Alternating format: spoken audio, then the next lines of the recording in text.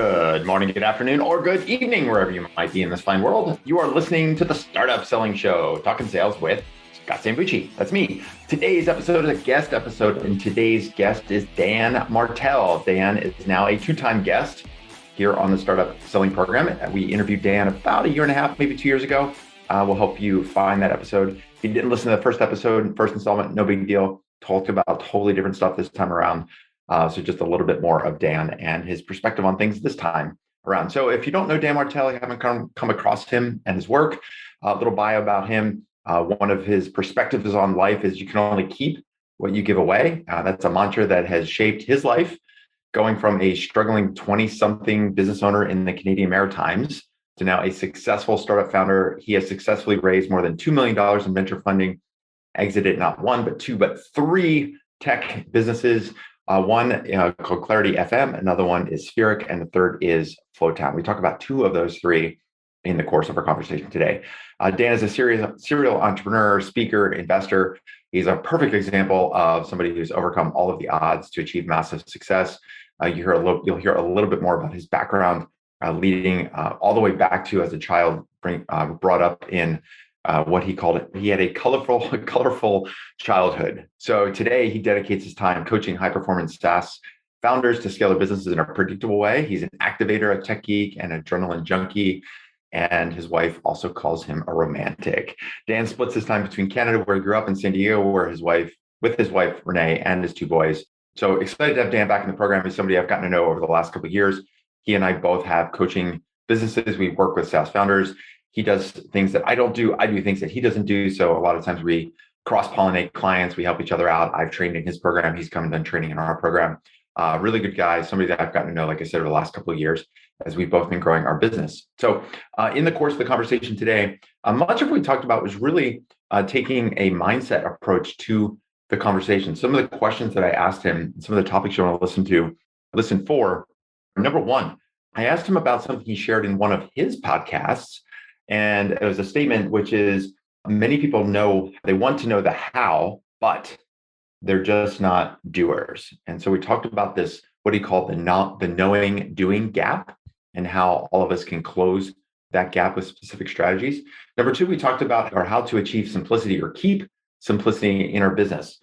Oftentimes as business owners, as we grow, there is some necessary complexity that has to get introduced into our business, whether it's processes, people, systems, markets, marketing, sales, all the other things that go with growing a business. However, many times the complexity that we introduce into the business actually is unnecessary. And so we talked about that principle and how to avoid being overly complex, which brought us to our third main topic, which are three specific questions that he uses personally as a framework, as guidelines, to decide whether or not to introduce something new into his business or something new into his life. So really good tactical advice there, with plenty of examples of those three questions and how he's used those.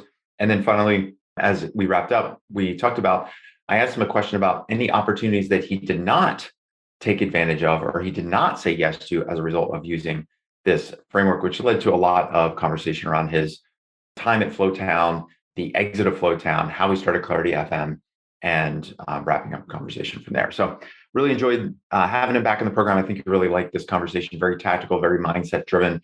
If you're an entrepreneur, you're a founder, or if you're a contributor at a startup, I think this conversation, these frameworks could be helpful for you as you think about the work that you're doing each and every day. So if you've not yet subscribed to this podcast, please do that. Nothing jazzes us more than seeing the subscribership keep going up and up and up, the downloads of episodes going up and up and up as well. So please do subscribe. Please do tell a friend or 10. And also, wherever you're listening to this podcast, whether it's Apple Podcasts, SoundCloud, Spotify, somewhere else, please leave a review, leave a comment, let us know how we're doing. If you have any ideas for guests, you can also just shoot me an email, scott@salesqualiad.com. I read every email that comes to my inbox.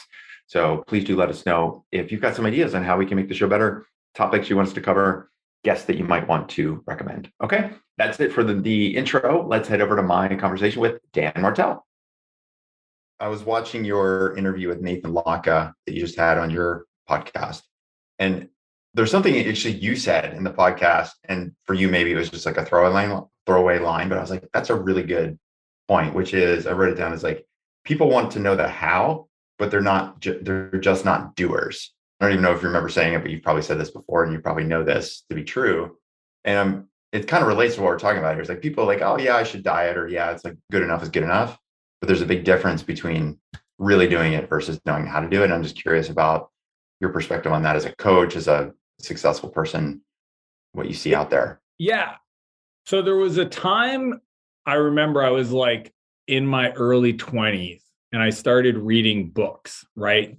Good to Great, Purple Cow, Ultimate Sales Machines, like all these like, top 100 business books. And the more I read, the more I realized like this information was available. Like there was nothing stopping I was like walking. I remember I was like listening to an audiobook walking in a park, and I like looked across and I just saw people playing. I'm like, all those people could listen to what I'm listening to. So like there's no gap in information access, right? Like I didn't have access to a secret library. These are all books available using the internet. You can get them for free pretty much. And then it made me think about, because I was walking in this park and one of my ex-girlfriends a long time ago, her aunt was a professor at the university, and I was walking by her house. And I remember thinking to myself, she's got a PhD in stuff and she lives in an apartment. No judgment. But yeah, like here's somebody that knows a lot about it. And she was a business PhD. That's why it was a pretty dramatic thing for me, right? Like, and I was like 19 or 20 when I met this person, and I used to think, oh, she's got a PhD in business. But at this point, I'd already been in business and probably done over a couple million in revenue. And I was just thinking to myself, like, here's somebody who has a lot of access to knowledge, information, the how. What are they missing? And it came down to the doing. Like, and then you meet these people in business, and I'm sure you know some of them. You talk to them, and it's almost like they're kind of goofy. They're like, they're not really there. They're kind of like, oh shucks. Like it's almost like they're not smart. Like I wouldn't say they're not like they might have good EQ, but like there's nothing that says like, oh, this is an incredibly intelligent human. And yet they run really successful businesses. Yes. And that was when it started to percolate to the point that as a coach, what happens now, because I work with like such incredibly talented entrepreneurs, is that the information and how to do something is readily, it may not be evenly distributed, but it's available.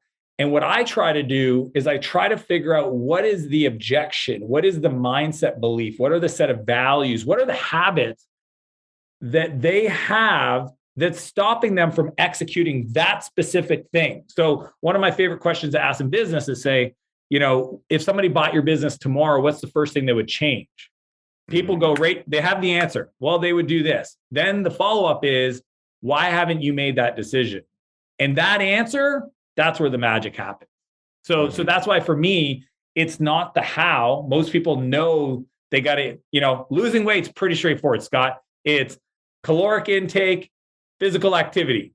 As long as your physical activity outweighs your caloric intake and you have your metabolic basal rate you take into consideration, like there's no, I've never met somebody, maybe I'm not a doctor, but there could be people out there that just like their body doesn't work that way. But for 99% of the population, that's the answer. So it's not I don't know how to lose weight. It's what do you believe about losing weight? Because this is fascinating for me is you meet these people that they might've been overweight and they go on this transformation and now they're ripped. And they started off that process because they wanted to become somebody that could achieve the thing they were after, a spouse, success, recognition. And then once they get to that point, and I'm talking people that do like full, like to a fitness competition, like 60 pounds overweight to on stage. And then they might even win being on stage. And then they realize none of that changed who they were. It didn't change their beliefs. It didn't change their character. It didn't change their circumstance. So that's the fascinating part for me as a coach, is just thinking about how do I connect with the emotional and the values and the mindset side to work through that to unlock the change. They already know what to do. They already know they got to do YouTube videos. What's stopping them from hitting record, right? Yeah. What beliefs do they have around that? So, and many of them, they're under the surface. They're what I call below the line, right? They're not, they think it's this, but when you double click, you're like, oh, there's this thing below the line that is the real problem. And if we don't address that, then this surface level stuff is actually not the problem. It's this other thing. Yeah. Yeah. I like the way you frame that too, because when you think about the founders that actually go and get coaching help, they're in your program, they work with me, they work with other coaches, whether it's in sales or startups or fitness or whatever. One of the things we're constantly talking about internally with our team is like, if you just think about, take 100 founders, right?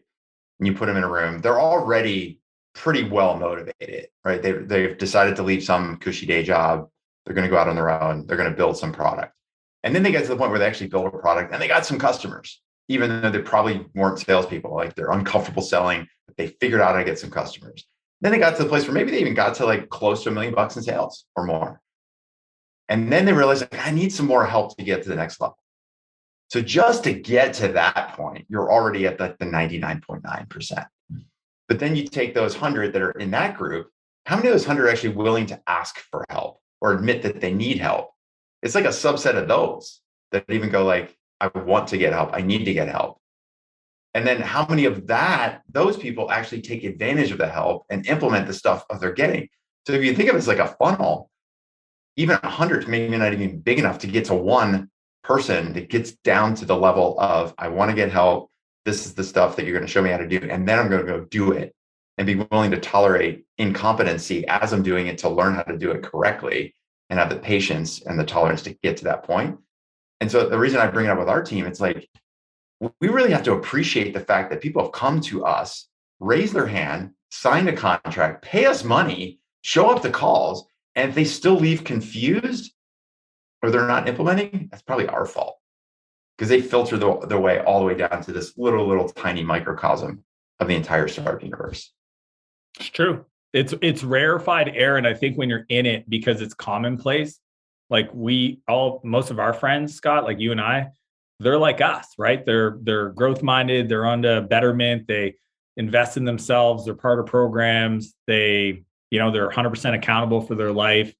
And we forget sometimes that the rest of the world may have not had the privilege of seeing the world that way. Like, I understand when I'm communicating, especially out to like at-risk youth is a big part of my life, or to adults in different, foster care programs and stuff. Like, I got to kind of put the beginner's mind back on. Like, I got to look at it through that lens. If not, I'll lose them because I'm speaking up here, but they're still like, I don't even understand this stuff. So it's true, man. It's rare that somebody can take action from stuff like say I got help, get the help, take action. But I had a mentor of mine, this guy named Gare, and I met him probably when I was 23, 24 with my brother. And he's the first one that ever said that to me. He goes, I want you to understand what makes you different, Dan, is you have no knowing doing gap. And I was like, what's that? He called it the knowing doing gap. I don't know if there was a book written about this or it's a philosophy, but he's like, as soon as I tell you something that is a good idea, there's zero gap between when I tell you and you taking action. And he goes, that's also kryptonite for you, because you can create a lot of, clutter. But the fact that you do that is also the reason why I've had, some momentum at that point in my life. So I just continue to kind of figure out the filters I add in the middle of the knowing doing gap to make sure I can say no to stuff. Because as soon as it speaks to my soul, I'm off to the races to execute. I don't need to be convinced. But that's not the rest of the world. Well, if your gap is really small, it's not binary, right? There's not like a small gap and a big gap. It's a continuum. So what do you feel like if somebody has a bigger gap and they need to shrink it between that knowing doing gap, they want to be more of a doer, even if they've already self-selected, say, I want the help and I know I need to make this change because, anybody else would make that change if they were running my business. What do you feel like they need to do to close that gap between knowing and doing? As soon as it speaks to their soul, they got to make a public commitment to somebody else. That's usually the gap. The public commitment. Yeah. Call your friend, call your team, post it on your internal Slack channel, whatever. But as soon as because what happens is you're on a call, you're at an event, you're talking to somebody and you feel it come up and it just speaks to you. And you're like, that's what I got to do. And then what happens is your brain starts being like, yeah, but you're too busy. Yeah, you don't have the resources. Yeah. And then you wake up the next day and all these buts come up and they slow you down. So what I'm really good at, like I was, recently I was on vacation I'm on a 2-week vacation in Costa Rica. 1 week was at an all-inclusive. I was kiteboarding. The other week was traveling around and stuff. And on day 2 of the all-inclusive, I just looked to my wife and I said, I'm doing 75 hard, this mental toughness program that includes 2 workouts a day, drinking 4 liters of water, progress pic, 10 pages of book. Like, it's a pretty involved thing that most people kind of look in their calendar to figure out how to get it done. And I just knew it in my soul that it was the right thing to do. And I had to like say it to her to have the accountability back. Cause now I know she's going to go, did you start? Are you going to start? You know, and she wasn't really happy that I made that decision because she thought it would, cramp on all the fun adventures, and because you can't eat, you have to follow a diet and be strict about it and stuff. But sure. That's my approach, and that's what I like. So when I'm working with clients, that's usually what I do is I make them write it down and I ask them, who are you going to commit this to? Right. And I'm not enough of that. You need to ask somebody, who would you really feel bad if you disappointed, if you didn't follow through on it? Mm-hmm. That's the person you have to tell. Right. Yeah. And I mean, if you want to take it to another level, then you put a bet on it. Right. So like, for example, and Tim Ferriss talked about this in his book, I think 4-Hour Workweek, you want to put a bet that's like negative to your beliefs. So $1,000 donation to your charity, if you don't finish something, isn't as good as $1,000 donation to a political group that you don't agree with. Yeah. Right. I mean, I always tell people, they're like, what do I need to do to be successful? I'm like, I could tell you, but you're not going to do it. And they're like, what? I said, if you don't achieve your fitness goal by this date, you publish a photo of you topless on your Facebook page. Like, that's how you do it. I guarantee if you made that commitment to me and you sent me your photo and said, if I don't hit this weight by this date, that Dan has permission to publish that in front of his, not that I would want to publish it on my Facebook, but that they would commit to it. Those are the kind of things that, again, I like to ask myself, what is the positive peer pressure? What is the structure I could set up? And Scott, for what it's worth for people listening, like, I learned this as a 17-year-old in rehab. Like, I grew up in a really challenging environment and found myself, in jail twice, eventually in rehab for 11 months. And it was there that I understood this structure, because the program was designed for 11 months. I rebuilt the relationship with my family, understood my emotional intelligence, understood personal values. And it was all based on this concept of positive peer pressure, where the community was run by other residents, right? Like other 17, 16-year-old residents had been there for a bit longer, and they held everybody accountable, and it created this positive peer pressure. It wasn't a bunch of adults that had read a book and got a PhD in psychology that were running this place, although they were present. They need to be there for, good reason.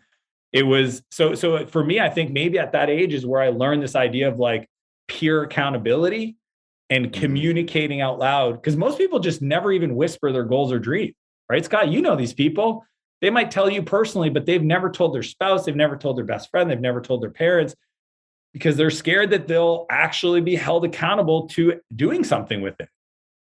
Yeah, so that's my thoughts. Yeah, I was thinking about a couple of situations where they're pretty minor, but there are times where, like you asked about running. So I remember there's times where I'm training for a race and I'm in San Francisco and I got to drive back to Davis, and I only got like this 2-hour window where I actually have to like go out of my way, park, find some trail and go for like a 10-mile run on the way back from Davis after being in the city all day. And I'm like, I really don't want to do this, but I have to do it. And the one way that I would get myself to do it is I would tell one of the people I was meeting with, if it came up in conversation, like, oh, when you headed back to Davis, or they asked me about the running, I'd say, yeah, on the way back, I'm going to go on this run, a 10-mile run. Like, candidly, they don't care if I do or not. They're never going to ask me if I did or not, but I know in my head, maybe they do. Yeah, they might. Hey, next time they see you, hey, how was that run? How'd that run go? Yeah. Did you find a good trail? And if I go, I decided to skip it, then what is You're not going to say that. Dude, Scott, you're not the type of guy that's never said, But what would that say about me, right? Yeah. I did the same thing in a coaching call a couple of years ago. I was like, middle of December, it was training for this race I was telling you about in New Zealand. So it's cold, it's winter. And I told this client, I'm like, yeah, tomorrow morning I'm getting up at 4 a.m. I got to do this trail run out at this park I go to. And he's like, you're crazy. I said, yeah, thanks. I appreciate it. Then I went and did the run, and it was rainy and it was freaking windy and the wind's going sideways and it's cold. But after it was done, I took a video and I said, hey, Mick, Scott, I just finished my run. And I posted it. And it was just like, for me, I'm like, when I was out there on the hill, I'm like, this is for you, Mick, because I said I was going to be there. I said I was going to do it. So you're right. It's that accountability, I think, is really good. So I like that was your first answer to that. All right, folks, we are off and running in my conversation with Dan Martell. Listen, here at Sales Qualia, what do we do? We help B2B tech founders ramp up and scale up their sales process. So when I think about being a B2B tech founder, because I've been a head of sales and I've worked with many of those as a head of sales, and now have worked with hundreds of B2B tech founders all across the world over the last 7-8 years of running our coaching business. One of the things that I know is one of the biggest challenges as you're growing your company is to get out of the founder-led selling approach, or in some cases, founder everything selling approach, and get into a place where it's founder-less selling. Like most B2B tech startups, you need to do the early selling. You need to get the early customers, the early revenue, the early revenue engine going, but that's not a way to scale up the business. And so the only way to scale up the business is have a repeatable process, so that once you have the repeatability, you can get to the scalability that you want. So if that sounds like your situation, then we might be able to help you out. So what I'd suggest you do is go over to Sales Qualia, Qualia.com. Right there on the homepage, you can either sign up for a newsletter, download a copy of the book, or you'll see a button that says live events, because every single month we're doing a live session, a live training that will teach you core frameworks, will teach you how we think about building out your sales playbook, even talk through your sales hiring plan over the next 1 year, 2 year, 3 years. So we're running these sessions each and every month. They're live with me on Zoom with you, working on your sales process. So as soon as we see you download the book or add yourself to the newsletter or sign up for one of our live events, I'll make sure to get in touch. If you want to jam for a couple minutes on the phone, so I can learn a little bit more about your situation, give you a couple quick ideas, brainstorm a few things, we can do that too. But most importantly, make sure that you and I get in touch. And one of the best ways to do that is just get yourself on our email newsletter, so you can learn all the great stuff that we're pumping out every single week, the live sessions that we're running. And that way we can get to know each other a little bit more and take things from there. So that's it for now. Head over to Sales Qualia, Qualia.com. Get yourself on our email list. I'll be in touch, and then we'll talk soon. That's it for now. Let's head back to my conversation with Dan Martell. Well, there's something else you mentioned. I told you I was looking at some of your videos, and one of the things that you posted about pretty recently was related to complexity in business. You had a video about how sometimes when you get on top, you're relating it back to the episode at the Oscars, that a lot of times we end up making things more complex in business. We don't stop doing things we should be stopping, or we add things to it as opposed to keeping it simple and keeping it focused. How does a person, and the complexity usually isn't like an overnight binary thing. It's like, oh, things are going really well, it's simple. Tomorrow it's complex. It's sort of this creep. It's like you're talking about the 75 hard, or trying to figure out on the edges, how do I turn the knobs on the margin to make sure I stay focused? What are some signals that you found for people to go like, I'm creeping towards complexity, so that I don't have to get to the point where I'm too complex and unraveling it becomes too hard? Yeah, I think you headed off of the path. So it's such a great question, because complexity, and what I shared, I've shared a lot about complexity because I really think that it's in that moment that entrepreneurs either hit their ceiling or break through, right? Because it doesn't matter if it's self-inflicted, which is what I was talking in that video from the Oscars. And like when you're at the top, sometimes you sabotage yourself by saying yes to a bunch of things or creating complexity, or you just naturally grow into a world that's just more complex because you're being more successful, right? Mm. And what happens is your ability to take complexity and simplify it is going to be the cap, right? So if you think of like in sales, in your context, somebody might be a great salesperson, but there's complexity in that process. There's art to it. There's experience and knowledge, and there's a dance that's happening, and they can be successful. But to move to the next level, a lot of founders need to learn, like, how do I remove myself from the sales conversation and create a sales process? So technically a sales process is simple in elegance of its framework, but it manages complexity. It kind of creates a container around it that can be managed. And what I would say is there's 3 questions I ask myself before I take on something new. So complexity always comes from a byproduct of saying yes to something new, okay? So if we understand that complexity will happen no matter who we are, our ability to simplify it using growth frameworks that you teach to move it forward, then it's really, what do we say yes and no to? Because some complexity is not needed and some of it is needed. And the three questions I ask myself is, number one, if I make this decision, will it impede me from continuing my business fundamentals? So business fundamentals are strategic planning, rhythm meetings, right? Weekly syncs in my world, or whatever people call them, L10s, different frameworks. Yeah. One-on-one, reporting, scorecards, metrics. So I have these business fundamentals today. If I say yes and I add more complexity, does it stop me from doing that? That's question number one. And just for clarification, could that be something as simple as, hey, I'm going to say yes to this talk because this program wants me to come do a talk, but if I do that talk that day, that means I'm not going to be able to do one-on-ones with my team. Is it 100% that? 100% that. It's, I've got these rhythms that I know when I do my business fundamentals, the business continues to grow. And if I don't know what those are, that's a great place to start, to ask yourself, what are the things that I do that are non-negotiable in business, so I can lock them in? And the only way I would ever say yes to that is if I find somebody to take them over. So if you don't have a strong lieutenant or an executive that can take over your one-on-ones, not doing them is usually not, because I've seen founders, it's these small decisions. They're like, everything's going great. And then they start compromising. They go on vacation. They don't reschedule. They don't do. And then all of a sudden somebody quits and they're like, why'd you quit? It's like, well, I haven't been happy. It's like, you never told me. It's like, dude, you haven't done your one-on-one with me in 6 weeks. Right. So it's these fundamentals. So that's the first category that I asked. Thanks that for question. Clarifying. Really, really good. Yeah. The second one is the commitment to others. So this is where you get in trouble, for me anyways, with my family. Okay. So I remember I was about to take on a new project, and I knew it would require 2 weeks of an extra 3 hours a day of Dan time. Like, there was this one component where I needed to get involved. It was a charity thing. And I knew I was going to be making phone calls, and it would take 3 hours a day of making those phone calls to hit the goal for the fundraise that we were after. And I didn't ask my wife, which, Scott, I mean, I'm sure a lot of people have been in this position, right? Like, you just get excited about the opportunity.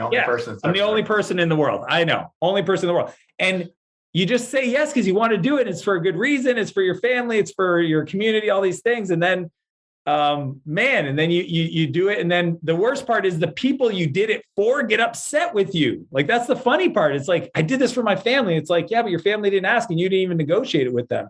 So one of my other rules is commitment to others. And it's usually my wife. Like, I literally have a meeting every week, and I have my assistant, my house manager, my wife, and myself on there.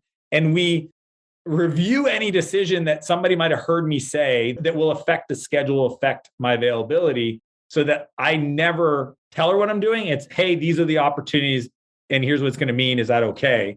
So that there's a conversation, there's a negotiation, right? But it can be as simple as, like, you have a business partner and somebody comes to you with a new investment opportunity, and that investment opportunity is going to take a day a week for the next 6 months to support, and you didn't talk to your business partner. Like, that's a commitment to another, right? So, or a training partner, right? I'm going to change my discipline. I'm going to go do something else. And now my training partner doesn't have a training partner. I never talked to them, but I just decided I'm going to go do this new thing. It's subtle, but so important. So that's the number two.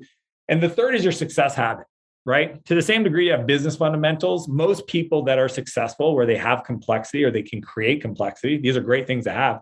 They have success habits that allowed them to get to that level. Could be your morning routine. It could be your time you spend with your family. It could be whatever it is. You've got these habits, and you got to ask yourself, saying yes to this, adding complexity, will it impede on me doing those things? And that's where I usually get the call when somebody was in shape and is now out of shape because they put their personal, and I'm talking like their health and their relationships, on a back burner. And yeah, maybe the software company was successful, but they're waking up and they've got anxiety attacks and they feel like there's a brick on their chest and they don't know what's going on. And I got to get in there and help them kind of parse through the mess. But a lot of it is they used to be able to handle it, but they just stopped the success habits, right? One of my favorite questions, this is really tactical for everybody listening, is, especially in sales, I use this with my sales team all the time. Whenever somebody's struggling, and it's just rhythm, man. It's like biology. I don't care how hot you are today, you won't be in 3 weeks. Like, it's just a rhythm. And I always ask people when they're struggling to hit their numbers, do you remember the moment that you were most successful in sales? And they go, yeah, it was January this year. I was top of the leaderboard. I crushed my quota, blah, blah, blah. I go, can you describe to me what your day looked like then? What did you do? How did you wake up? What was the energy level? Like, tell me about your life. And they would tell me like all the stuff, like, tell me how how did you prep for meetings? How did you, and they would tell me. And then I go, okay, of those things you just said, how many are you still doing?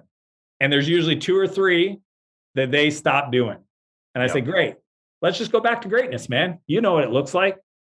You just stop doing the things that made you successful. So we just got to get back to that. That fixes it like 80% of the time. I like that approach as well, because I think you'd also want to say, not just like in this case, you could say, well, as a salesperson, this is what I was doing every day at work. I think it needs to go wider. It's like, what am I doing outside of work as well? Because maybe you were doing 75 hard back in January, but then you're not doing 75 hard now. You don't even realize it. And you don't realize like how much that personal commitment affected your ability to be effective at work, or to show up with confidence and clarity, right? Yeah. You forget. Maybe in January, you decided like that was the time where you're doing date night with your wife or your partner or your spouse every other weekend. And since then, you haven't been doing that. And while it might not seem highly correlated, it's at least worth putting that back in just to see if those couple of moments that you have each month make a big deal. So that's my strategy. Those are the 3 things that I look at. And if the answer is, yeah, I can, then I move it forward. I accept it will be complex at first. And the problem solving I'm always doing is, how do I create a framework to think about the complexity so that it's not complex anymore? Yeah. That's the big idea, I think, around scaling. It's the whole philosophy is like, what got me here won't get me there. But how do I actually approach that? It's easy to say that, okay, like, okay, but what is there and what do I do to get there? That's kind of the mental model I use to unlock it. Yeah. And I think there's also maybe some value as well as doing like a time series analysis on that too. Because like in January, you did really well. Well, what were you doing in December and November to build the pipeline or do your prospecting? You realize like, oh, back in November, I had an hour blocked off to do LinkedIn messaging, and now I'm not doing that. And the lag effect in January was I got all these extra deals in the pipeline that converted, but I stopped doing those. Because I was closing all the deals in January, I lost that time of doing an hour a day in LinkedIn. And now I'm feeling the pain in March because there's a 2-month lag between the LinkedIn and getting the deals in the pipeline. 100%. And that feedback loop is, I think, what high performers do. They're just self-aware of analyzing their current performance, past performance, where's the gaps, what can I tweak, own 100% of it, and take action. What's the biggest, and you feel free to say no to this question if you want, but using that framework, what's the biggest decision that you didn't make or you said no to, the biggest opportunity or ask or request or whatever that you're like, you look back, you're like, at the time, maybe you first heard about it, you're like, oh, I'm definitely doing that because it's such a huge opportunity or it's such a big, whatever. But you went through this system and you realize you didn't, you're like, no, I can't do it. You think of one? It's a great question. The challenge is I'll never know what the upside could have been. So like, for example, it's kind of weird just because I have an online social media presence, I get asked to be on TV shows. But like, I don't really have a desire to be on TV. So most of the time I say no. Like my assistant just actually has a template now. And then odd one that's like kind of like directionally aligned with what I'm interested in. She might ask for more information and then we just realize it's not a good fit. There's, there's that kind of stuff. There's business investments. I mean, I say no to 99% of the emails that come my way. And I say yes. I mean, I passed on Uber, in hindsight, that was a really expensive decision. But at the time, when I analyzed it and I knew Travis, he was an investor in my company, Flowtown. So the founder, Travis, and Garrett Camps, Canadian, I hung out with, they were the founder of StumbleUpon. And Ryan Graves, who was the COO, he was a buddy of mine. He came in from Chicago. We interviewed him for our podcast at the time. He was, he ended up eventually, he was GM at first and eventually ran operations. It didn't pass my filter because I just looked at this is the thing. There's in the investment world, we call them anti-portfolios. It's the ones we passed on. Right. That we actually could have invested in to get a good sense of what could have happened. But yeah, I don't really know. I think it's hard to know without being able to split test it. And that's the way life is you can't really split test. I will say this though. I'll tell you a fun story. When my company Flowtown got bought and I was working at the acquired Demand Force. And it was at Demand Force that I came up with the idea of Clarity, Clarity.fm marketplace for entrepreneurs to get advice over the phone. Within like 6 weeks, like I was just like thinking about this thing and people kept asking me for my time. So I built this call thing anyways. And after 3 months, and if you ever meet my wife, ask her about this time, my period. It's the only time she's ever seen me depressed because I hated working for somebody else. Post-acquisition, it was just super demoralizing. There was no energy in it. It was just slow. I felt like I was walking in molasses. And Clarity was kind of like this escape. But then I got to a point where, oh, there's something there. Like there was this idea and I could see how it could be this game-changing technology company. And I had to ask myself, am I going to be that guy that just talks real loud about like, you need to pursue your passion and you need to take risk? And am I going to be that guy and not do it? Or am I going to listen to myself? And it took me like a month because like, dude, I had to walk away from my earnout, millions of dollars. I had to let my co-founder know I wasn't sticking around. I had to tell the person that just bought our company after spending 6 months in due diligence and conversations about the future that I was going to walk from all the stuff I committed to doing. And it took me a month to make a decision when fun little story. When I told, so as the CMO of the company, when I told him, I thought he was going to fight me. He was that upset. He was like, this is messed up. And he was using very explicit words. You know, you knew this the whole time. You were never planning on staying, all this. And I was like, dude, chill. I was here to make it work, blah, blah, blah. I have this thing and I got to go do it. And I'm going to take a bet on myself. I just can't do it. I'm apologize. I'm broken inside. I was like, I'm probably messed up inside and I'm sorry, but this is just who I am. And I walked away from the earnout, millions of dollars, the commitment I made to people to go pursue this thing. And I just started working on it. And here's what's crazy is probably 3 months later, I think it was, maybe 6 months later, I closed a round of funding. Okay. So the bet I made with myself is I could go create more value on my own over the next 2 years. That was my earnout. Starting something new and building it at that point, 2 years, then if I would just stay and do the guarantee. It's an expected value equation, basically. Yeah. It was it was just expected value equation.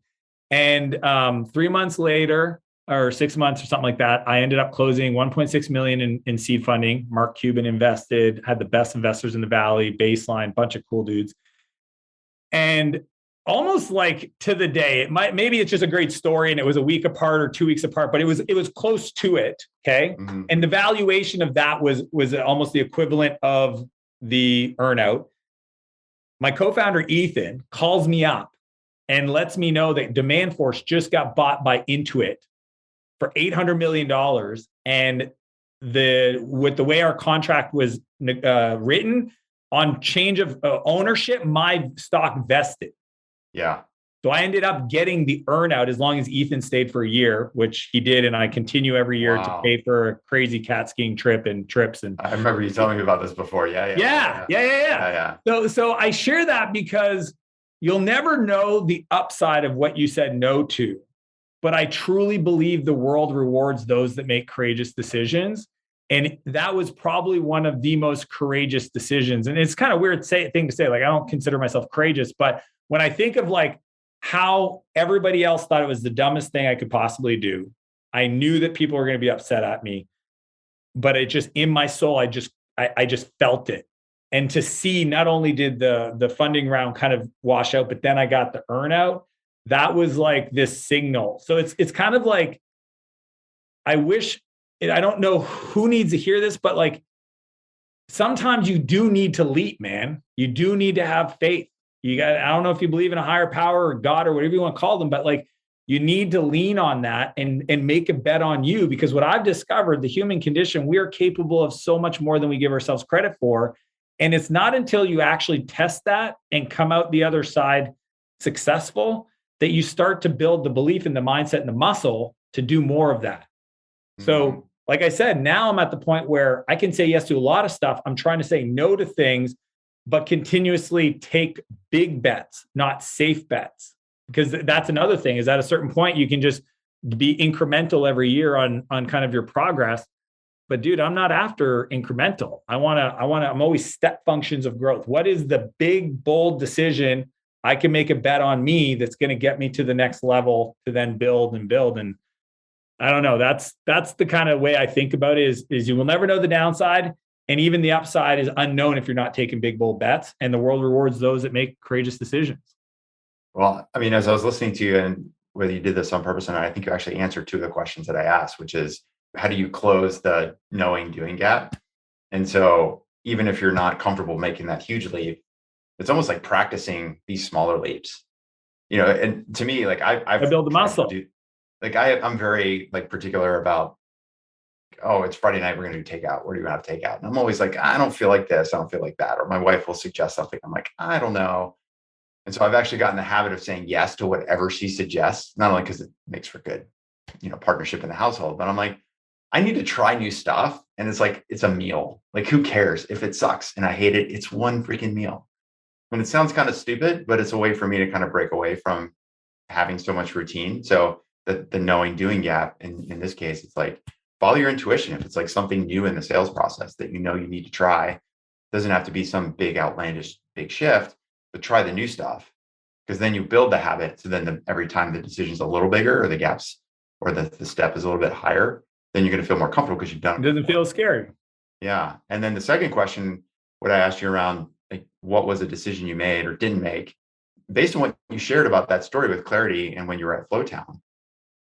It's almost like you use that decision matrix because those three questions, because you could have kept working at Flowtown and done clarity on the side on the weekend, even while you're in the office at Flowtown, because it's not ain't all that busy when you're working at the big company, and kind of hedged a little and probably pulled a little time from the family and pulled a little time and focus from Flowtown, and maybe not done the snowboarding and other stuff you like to do because I'm working on this thing.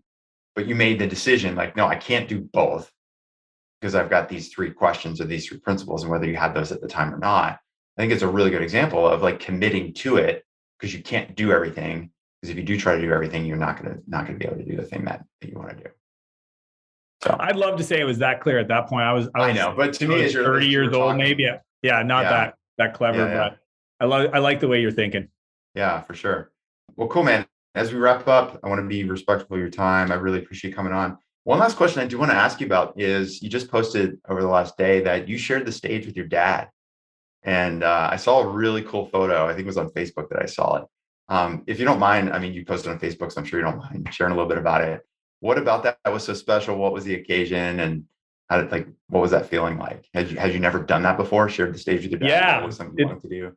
So Scott, I kind of mentioned kind of my upbringing was pretty colorful, and my dad at the time, I grew up in a household where my mom was an alcoholic and my dad was always on the road. He was in sales, and he was literally just trying to provide. I had a family of four, so I've got an older sister and two younger brothers, and it was just a challenging environment. I grew up in just like a lot of chaos, and I kind of got used to that. And when I was 11, I got diagnosed with ADHD, and I got taken out of my home when I was 12 because of like some anger issues. And I went through so much. And at the end of rehab, my dad, to support me, moved neighborhoods and houses into a place where I could live and kind of have a fresh start. Okay. And that was a huge thing for him to do that. Like, he had other kids and he did that just for me. And I lived with my dad, and I finished high school, and it was at rehab where I discovered computer programming. And then the high school I went to actually had this new high school had these two courses on Visual Basic programming and then C++. And it was like, I look back at, the time I spent in the car growing up as a teenager, listening to my dad on calls. He had the first, one of those car phones with the big packs and stuff. I didn't realize I was learning business at the time, but I was. It's a big thing that my wife and I apply to our lives, where we integrate them. My kids come to business meetings, come to board. My oldest was at one of my first board meetings for Clarity as an infant on the table, 2 months old. We've been really integrating, our kids into our lives. So my dad just made so many sacrifices. And what happened was, in February, I've been coaching now for almost 6 years, and I've got 1,000 coaching clients, and I do an event 3 times a year. And for whatever reason, just I live in the other like different parts of the world, and my events are all over the world. And my dad's kind of a homebody. I never thought of inviting him to an event until the February event it was a June event of 2020, and then COVID happened, right? So I never got to show him what I did. I would tell him, I'd show him pictures, but like the funny part is I think until this recent event, my dad always still remembered me as this like dysfunctional teenager, which he says he does, and he's really proud of me, but I could just tell by the questions he would ask me. He's like, and it didn't matter. Like, Scott, I could talk about all these fun conversations I've had with my dad. But what happened is I actually hosted my February event in Florida, and my dad is in Florida. He was literally 12 kilometers. I may have picked the venue for this reason. Okay. There was no reason my dad couldn't make it. It was 12 kilometers, 12 miles from the venue and where he lived. And I invited him, and my dad loves business. If I get it from my dad 100%. Like, if you meet my dad, you talk about business, 3 hours later, we don't talk about sports. We literally just talk about business.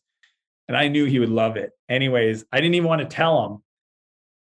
So I didn't. I told his wife, hey, I'm going to invite my dad on stage tomorrow morning when the event kicks off. But he shows up the night before, and there's all these people at this venue, right? We have hundreds of people there, and they're all wearing my name tag. And my dad's like, are you here for my Dan Martell? And they're like, yeah. And he's like, that's my son. And they're like, oh my gosh, are you Victor? Like, I talk about my dad often. And so the next morning, but I did tell him to wear a shirt because we're going to take photos. So luckily he was like, at least wearing a dress shirt, not like, a t-shirt. Yeah. And I invite him on stage. And that was the first moment that my dad got to see what I do, and got to meet these people that I love, that my clients, and get to share his wisdom with them, and him see me do what I love to do. I mean, yeah, his feet didn't touch the ground for hours after, because he felt it. He felt what I feel. He felt, and it was just like the first time I shared this photo of him staring at me, because when I saw it afterwards, when the team shared the photos, I was like, that was probably the first time in my life. It sounds crazy that I think my dad really, truly was proud of me. Like, he was proud of past companies and exiting companies, but he didn't really get it. He didn't know it. This is the first time in my life that he actually saw. Like, my brother builds houses. My dad drives around neighborhoods and sees my brother Pierre built these houses. For me, it's software on a phone that he didn't even own an iPhone until like 4 years ago. Like, I mean, he just didn't understand it. And it was just this magical moment. And Scott, it had such an impact on my life and relationship with my dad. He was only going to come for the morning, day one. He came the whole time, 2 days. He came to the dinner at night. He got cornered by all my clients. He just sat there and held court and just talked and talked. His wife had to grab him and pull him apart to go to bed. That he's now invited and coming to every one of my future events. Like, that's Victor's cool. Part of the program, man. I don't know. Now you have a succession plan for the business. You just turn over to your dad. My dad, actually, one of my clients wanted to hire my dad as a consultant to help him. And my dad calls me out. He's all excited. He goes, hey, the guy Phil there. Yeah, I think he needs some of my help. And, I don't want to step on your toes, Dan. I go, Dad, go nuts. Like, make sure you get paid. These people have money. Yeah.